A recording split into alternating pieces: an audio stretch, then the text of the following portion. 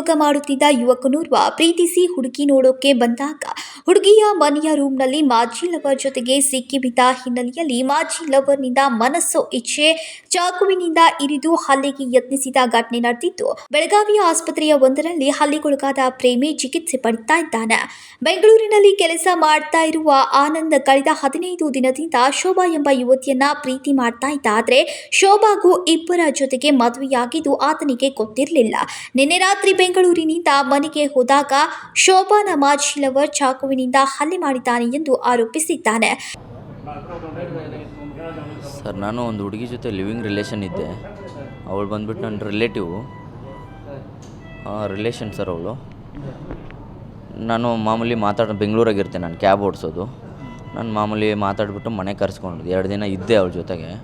Second ದಿನ ನೆನ್ನೆ ದಿನ ನಾನು ಫೋನ್ ತೆಗೆದಿಲ್ಲ ಸರ್. ನಾನು ಫೋನ್ ತೆಗೆದಿಲ್ಲ ಅಂದ್ಬಿಟ್ಟು ಫುಲ್ ಡೇ ಕಾಯ್ದೆ. ರಾತ್ರಿ ಮನೆಗೆ ಹೋದ್ಮೇಲೆ ಅವಳು ಇನ್ನೊಬ್ಬ ಎಕ್ಸ್ ಬಾಯ್ ಫ್ರೆಂಡ್ನ ಇಟ್ಕೊಂಡಿದ್ದಾಳೆ ಸರ್. ನಂಗೆ ಗೊತ್ತಿರಲಿಲ್ಲ. ಅವ್ನು 2-3 ಸರಿ ನಂಗೆ ಅಟ್ಯಾಕ್ ಮಾಡಿದ್ದಾನೆ, ನನಗೆ ಹೊಡೆಸಿದ್ದಾನೆ ಆಲ್ರೆಡಿ. ನಾನು ಅವನ ಬಗ್ಗೆ ಏನು ಇದು ಮಾಡೋಕ್ಕೋಗಿಲ್ಲ, ಯಾಕಂತಂದರೆ ನಂದು ಆ ಥರ ಇದ್ದಿದ್ದಿಲ್ಲ ಸರ್. ಅವನ ಮೇಲೆ ಏನು ಮಾಡಬೇಕು ಇದು ಮಾಡ್ಬೇಕಂತ. ಯಾಕಂದರೆ ಇವಳು ಇಂಪಾರ್ಟೆಂಟ್ ಆಗಿಲ್ಲ, ಒಳಗಡೆ ಇಟ್ಕೊಂಡಿದ್ಲು, ಗೊತ್ತಿರಲಿಲ್ಲ ನನಗೆ. ಮಾಮೂಲಿ ಸೇಫ್ಟಿ ಪರ್ಪಸ್ ಅಂತ ನಾನು ಇವಳಿಗೆ ಕಟ್ ಮಾಡಿ ಚಾಕು ತೊಗೊಂಡು ಹೋಗಿದ್ದೆ. ಅದನ್ನು ನನ್ನ ಕೈಯೆಲ್ಲ ಆಡಿಸಿದ ಮೇಲೆ ನಾನು ಹೊರಗಡೆ ಎಸೆಯೋಕೆ ಹೋದೆ. ಅವಳಿಗೆ ಕೈ ಟಚ್ ಆಗಿಬಿಡ್ತು, ಸ್ವಲ್ಪ ಬ್ಲಡ್ ಬರೋಕ್ಕೆ ಶುರು ಆಯಿತು. ಅದನ್ನ ನಿಂತ್ಕೊಂಡ್ಬಿಟ್ಟು ನನ್ನ ತಲೆಗೆಲ್ಲ ಹಾಕ್ಬಿಟ್ಟು ಇಲ್ಲಿ ಹಾಕಿರು ಸರ್. ಎದೆಯಿಂದ 2.5 ಇಂಚ್ ಒಳಗೆ ಹೋಗಿದೆ ಸರ್. ಅದು ಇಂಜೂರ್ ಆಗಿರೋದ್ರಿಂದ ಅವ್ರು ಏನು ಮಾಡಿದ್ರು, ಪೊಲೀಸವರು ಅಲ್ಲಿ ಗೋಕಾಕಲ್ಲಿ ಹಿಡಿಲಿಲ್ಲ. ಸಿವಿಲಿಗೆ ತೊಗೊಂಡೋಗಿ ಅಂತ, ಸೀರಿಯಸ್ ಆಗಿದೆ ಅಂತ, ಜಾಸ್ತಿ ಬ್ಲಡ್ ಹೋಗಿದೆ ಅಂದ್ಬಿಟ್ಟು ಇಲ್ಲಿ ಹಾಕಿದ್ರು ಸರ್ ನನಗೆ ರಾತ್ರಿ. ಹೌದು ಸರ್, ಅವ್ರ ರಿಲೇಷನ್ ನನಗೆ. ಅವಳು ರಿಲೇಷನ್ ಸರ್, ನಮ್ಮ ಕ್ಯಾಸ್ಟು. ಬಟ್ ಅವ್ನು ಬಂದುಬಿಟ್ಟು ಬೇರೆ ಕ್ಯಾಸ್ಟ್ ಸರ್, ಅಂಬಿಗಾರ್ ಕ್ಯಾಸ್ಟ್. ಅವನು ಹಲ್ಲೆ ಮಾಡಿದವ್ರು ಅವರೇ ಸರ್, ಅವನೇ ಸರ್, ಮಂಜುನಾಥ್ ಕೋಳಿ ಸರ್.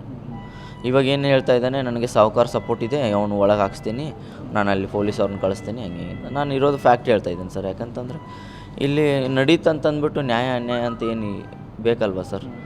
ಇವಾಗ ಈ ನನ್ನ ನಡೀತೆ ಆಯಿತು, ನಾನು ಸಾಹುಕಾರಗಳ ಕಡೆಯಿಂದ ಹೇಳಿಸಿ ಅವನ್ನ ಒಳಗೆ ಹಾಕ್ಸ್ತೀನಿ ತೊಗೊಂಡು ಅವನ್ನ, ಹಂಗೆ ಅಂತ ಹೇಳ್ತಾಯಿದ್ದು ಸರ್ ನಿನ್ನೆ. ಮತ್ತು ಅಲ್ಲಿ ಸ್ಟೇಷನಾಗೂ ಅಷ್ಟೇ ಸರ್, ನಾನು ಏನು ಹೇಳಿದ್ರು ನಂದಿಲ್ಲ ಆಪ್ಷನು. ಗೋಕಾಕ್ದಾಗ ಎಲ್ಲ ಅವ್ರದ್ದೇ ನಡೆಸ್ತಾ ಇದ್ದಾರೆ ಸರ್, ಯಾಕಂದ್ರೆ ಪರಿಚಯ ಇದ್ದಾರಲ್ಲ, ಹಂಗಾಗ್ಬಿಟ್ಟು. ಇದು ಗೋಕಾಕ್ದಾಗ ಸರ್. ಆನಂದ್ ಅಂತ ಸರ್. ನನ್ನ ಫೋನ್ ಅವನೇ ಕಿತ್ಕೊಂಡಿದ್ದಾನೆ. ಫೋನಲ್ಲಿ ಎಲ್ಲ ನಂದು ಎವಿಡೆನ್ಸ್ ಇದೆ ಸರ್. ಬೇಕಂದರೆ ಫೋನ್ ಕಿತ್ಕೊಂಡೆ ಮೋಸ್ಟ್ಲಿ ಡಿಲೀಟ್ ಮಾಡಿರ್ಬೋದು, ಎಲ್ಲ ಡಿಲೀಟ್ ಹೊಡೆದಿರ್ಬೋದು. ಫೋನಲ್ಲೆಲ್ಲ ಇದೆ sir, up to date. Sir, ನನ್ನ ಅಪ್ಪ ಅಮ್ಮ ಇಲ್ಲ ನನಗೆ. ಸೊ ನಾನು ಬೆಂಗಳೂರಾಗೆ ಇರ್ತೀನಿ ಸರ್. ಸರ್, ನಾನು ಹಾಗೆ ಬಂದಿದ್ದೆ, ನಂದು ಸುಮ್ಮನೆ ಕೆಲಸ ಇದೆ ಅಂತಂದ್ಬಿಟ್ಟು ಬಂದಿದ್ದೆ. ಮಾಮೂಲಿ ಅವಳ ಜೊತೆ ಮಾತಾಡ್ತೇನಲ್ಲ, ಲವ್ ಅಲ್ವಾ, 1-2 ದಿನ ಅವಳ ಜೊತೆಗೆ ಇದ್ದೆ. ನಾನು ರಾತ್ರಿ ಹೋಗ್ತಿದ್ದೆ ಮಾಮೂಲಿ. ನೆಕ್ಸ್ಟ್ ದಿನ ನಾನು ಫೋನ್ ತೆಗಿಲಿಲ್ಲ, ಫೋನ್ ತೆಗ್ದಿಲ್ಲ ಅಂದ್ಬಿಟ್ಟು ಮನೆಗೆ ಹೋದೆ. ಮನೆಗೆ ನೋಡ್ರೆ ಅವಳು ಎಕ್ಸ್ ಬಾಯ್ ಫ್ರೆಂಡ್ ಇಟ್ಕೊಂಡಿದ್ದಾಳೆ. ಅವನು ನನ್ನ ಮೇಲೆ ಹಲ್ಲೆ ಮಾಡ್ರು ಸರ್. ಸರ್, ಮದುವೆಯಾಗಿ ಅವನು 3 ಮಕ್ಕಳಿದ್ದಾವೆ. ಇವನು ಫಸ್ಟು ಲವ್ ಮ್ಯಾರೇಜ್ ಸರ್. ಅವನದು ಬಿಟ್ಟಿರೋದು ಅವನು ಇವಳನ್ನ, ಮತ್ತೆ ಅಟ್ಯಾಚ್ ಆಗಿರು ಸರ್. ನನಗೂ ಗೊತ್ತಿರಲಿಲ್ಲ ಸರ್ ಅದು, ಹೀಗಾಗಿ. ಇನ್ನು ಪೊಲೀಸರಿಗೆ ವಿಚಾರಣೆ ಮಾಡಿದಾಗ ಶೋಭಾಗೆ ಈಗಾಗಲೇ 2 ಮದುವೆಯಾಗಿದೆ. ಆನಂದ್ ಏಕಾಏಕಿ ಮನೆಗೆ ಬಂದು ಶೋಭಾ ಮೇಲೆ ಚಾಕುವಿನಿಂದ ಕೈಗೆ ಹಲ್ಲೆ ಮಾಡೋಕೆ ಮುಂದಾದಾಗ ಶೋಭಾನೇ ಆನಂದ್ಗೆ ಆತ್ಮರಕ್ಷಣೆಗೆ ಚಾಕು ಹಾಕಿದ್ದಾಳೆ ಎಂದು ಪ್ರಾಥಮಿಕ ತನಿಖೆಯಿಂದ ತಿಳಿದು ಬಂದಿದೆ ಎಂದಿದ್ದಾರೆ. ಒಟ್ಟಾರೆ 2 ಮದುವೆಯಾದ ಶೋಭಾ ಜೊತೆಗೆ ಲಿವಿಂಗ್ ಟುಗೆದರ್ನಲ್ಲಿದ್ದ ಆನಂದ್ಗೆ ಶೋಭಾ ಸಂಬಂಧಿ ಎನ್ನುತ್ತಾನೆ. ಶೋಭಾಗೆ ಮದುವೆಯಾಗಿದ್ದು ಗೊತ್ತಿರಲಿಲ್ವಾ? ಹಲ್ಲೆ ಮಾಡಿದ್ದು ಯಾರು ಎನ್ನುವುದು ಯಕ್ಷ ಪ್ರಶ್ನೆಯಾಗಿದೆ. ಸಂಕಲ್ಪ ಶಿಂದೆ, ಕೆಎಂಎಂ ಕನ್ನಡ ನ್ಯೂಸ್, ಬೆಳಗಾವಿ.